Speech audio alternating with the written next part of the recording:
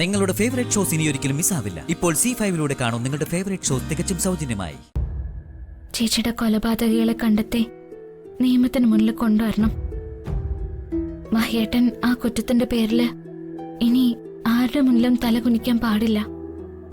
അതേ ആഗ്രഹം എനിക്കും ഉണ്ട്. പക്ഷേ അത് നിനക്ക് ആപത്തുണ്ടാക്കുമെന്നുള്ള പേടിയാ എനിക്കിപ്പോ. ആ ഫ്രീസറിൽ ഗംഗ കുടുങ്ങിയപ്പോ അവളങ്ങ് അവസാനിച്ചിരുന്നെങ്കിൽ നമുക്ക് ഈ പാതിരാത്രി ഈ കാട്ടിലൊക്കെ വന്നിങ്ങനെ കഷ്ടപ്പെടേണ്ടി വരില്ലായിരുന്നു. അവൾക്ക് അത്രയ്ക്ക് ആയുസുള്ളത് കൊണ്ട് മാത്രം എങ്ങനെയോ രക്ഷപ്പെട്ടതാ. അല്ലായിരുന്നെങ്കിൽ ആ ഐസിന്റെ ഇടയിൽ കിടന്ന് ഒരു സിപ്പപ്പ് പോലെ ആയി പോയനെ. ഭാഗ്യത്തിന് രാഹുൽ രക്ഷപ്പെട്ടു എന്ന് കരുതിയാ മതി. പോലീസുകാര് തലങ്ങും വിലങ്ങും അന്വേഷിച്ചാ അവിടെ എത്തിയത്. ഇതിന്റെ പിന്നില് രാഹുലാന്ന് അവർക്ക് മനസ്സിലായിരുന്നെങ്കിൽ ഇപ്പൊ വധശ്രമത്തിന് അകത്തായേന്. മഹേട്ടൻ രാഹുലിനെ വീട്ടിൽ നിന്ന് പുറത്താക്കിയേന്. പക്ഷെ ഇതൊന്നും സംഭവിച്ചില്ലല്ലോ. എന്നെ ആരും പിടിച്ചില്ലല്ലോ. അതിന്റെ കാരണം ശ്രേയ പറഞ്ഞതുപോലെ എന്റെ ഭാഗ്യമല്ല, അത് എന്റെ കഴിവാ. ഞാൻ ആസൂത്രണം ചെയ്ത രീതികൾ ശരിയായതുകൊണ്ടാണ്. അങ്ങനെ പെട്ടെന്നൊന്നും പോലീസുകാർക്ക് എന്നെ പിടിക്കാൻ പറ്റില്ല. ഇത്രയൊക്കെ ആസൂത്രണം ചെയ്തിട്ട് അവളെ തീർക്കാൻ രാഹുലിന് പറ്റിയില്ലല്ലോ. അതെ, അത് അവളുടെ ഭാഗ്യമാണ്. എങ്ങനെയോ വീണ് കിട്ടിയ വെറും ഭാഗ്യം. മതി മതി തള്ളി മറിച്ചത്. സമയം കളയാതെ ആ രഹസ്യാറെ വേഗം കണ്ടുപിടിക്ക്. ആ ഡയറിയും മൊബൈലും കിട്ടിയ ഗംഗയെ പിന്നെ സമയം നോക്കി കൈകാര്യം ചെയ്താ മതി. നമ്മൾ ഇതിങ്ങനെ വെറുതെ നോക്കിയിട്ട് ഒരു കാര്യമില്ല. ആ മന്ത്രവാദിനി പറഞ്ഞില്ലേ, അതുപോലെ നോക്കണം. അവര് പറഞ്ഞത് സർപ്പക്കാവിലെ നാഗപ്രതിഷ്ഠയില്ലേ, ആ പ്രതിഷ്ഠയിരിക്കുന്ന ഭാഗമാണ് നാഗത്തറ. അതിന്റെ വടക്കു പടിഞ്ഞാറ് മൂലയോട് ചേർന്നാണ് രഹസ്യറ ഉള്ളത്. അവിടെ തിരഞ്ഞാൽ നിങ്ങൾക്ക് ഡയറിയും മൊബൈലും ലഭിക്കും.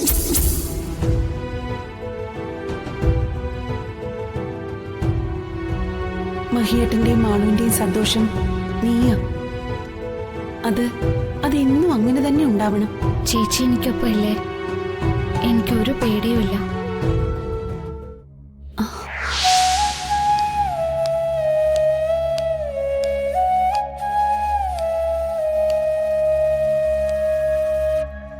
ഗംഗേ, നീ ആരോടാ സംസാരിച്ചത്? അത് ഞാൻ സംസാരിച്ചില്ലല്ലോ. മഹേട്ടന് തോന്നിയതാവും. നീ സംസാരിക്കുന്ന ഞാൻ കേട്ടു. അറിയില്ല മഹേട്ടാ, ഞാനൊന്ന് മയങ്ങി. ചിലപ്പോ ഉറക്കത്തിലാവും. ആ കോൾഡ് സ്റ്റോറേജ് റൂമില് ഒരുപാട് ഭയന്ന് കഴിഞ്ഞതല്ലേ, അതാ. നീ പേടിക്കണ്ട, പ്രാർത്ഥിച്ചു കിടന്നു. ഞാനിവിടെ തന്നെ ഉണ്ട്. ശരി.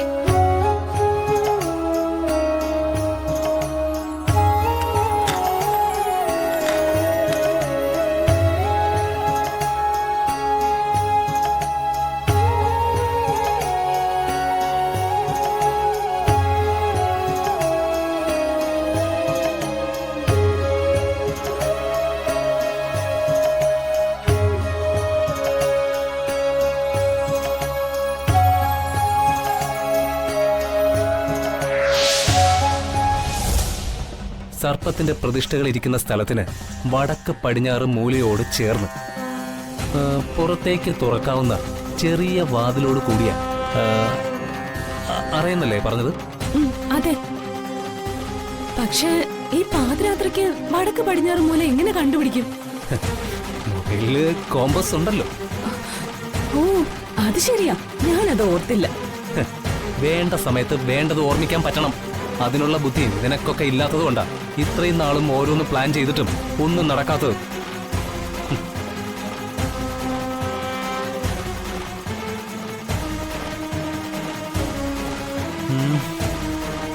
ആ ഭാഗം വടക്ക്, ഇത് പടിഞ്ഞാറ്. അപ്പോ ഇതിന്റെ രണ്ടിന്റെയും ഇടയിലായിട്ട് വരും. വാ, ലെറ്റ്സ് ഗോ. നോക്കേ, ഇതിപ്പോ എവിടെയാ? ഇതാണ് ഇതാണ് അവര് പറഞ്ഞ ഏരിയ. ഇവിടെ എവിടെയോ തുറക്കാവുന്നൊരു വാതിലുണ്ട്.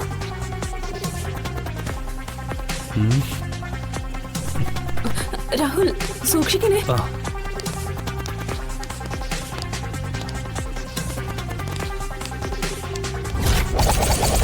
ആ, ഇതാണെന്ന് തോന്നുന്നു. വാ.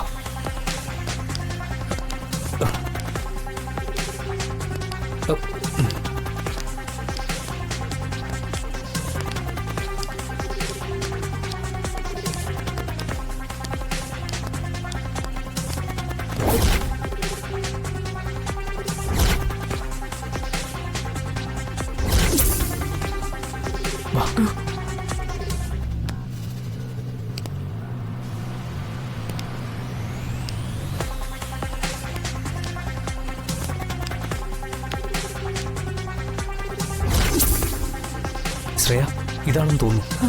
തുറക്ക്. ആ,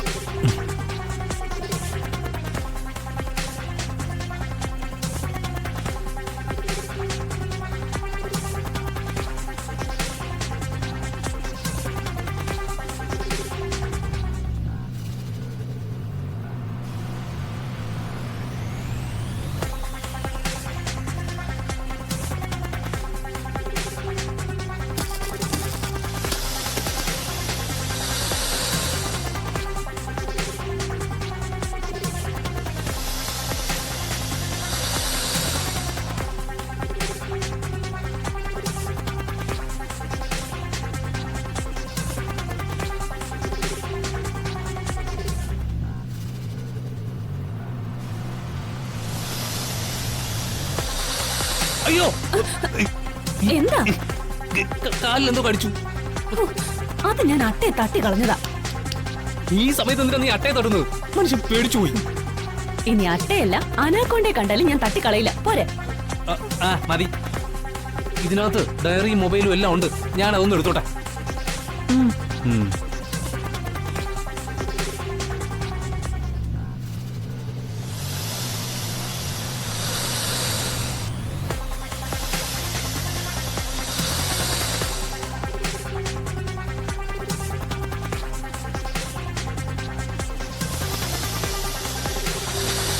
അയ്യോ, സർപ്പ എന്നെ കടിച്ചു. അയ്യോ, ഏലസ് എവിടെ? അയ്യോ, വേഗം ആ പാതിലിടയ്ക്ക് സർപ്പം പുറത്തു വരും.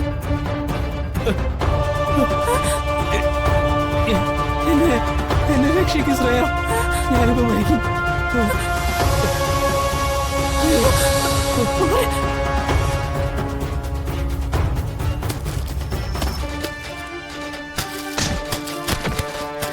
അയ്യോ, രാഹുൽ, ഞാനിപ്പോ മരിക്കും. രാഹുൽ, രാഹുൽ, അയ്യോ, രാഹുൽ, രാഹുൽ, എന്താ പറ്റി? എഴുന്നേക്ക് രാഹുൽ. അയ്യോ, രാഹുൽ, രാഹുൽ. ഡൗൺലോഡ് ചെയ്യൂ C5 ആപ്പ്. കാണൂ എല്ലാ എപ്പിസോഡുകളും സൗജന്യമായി.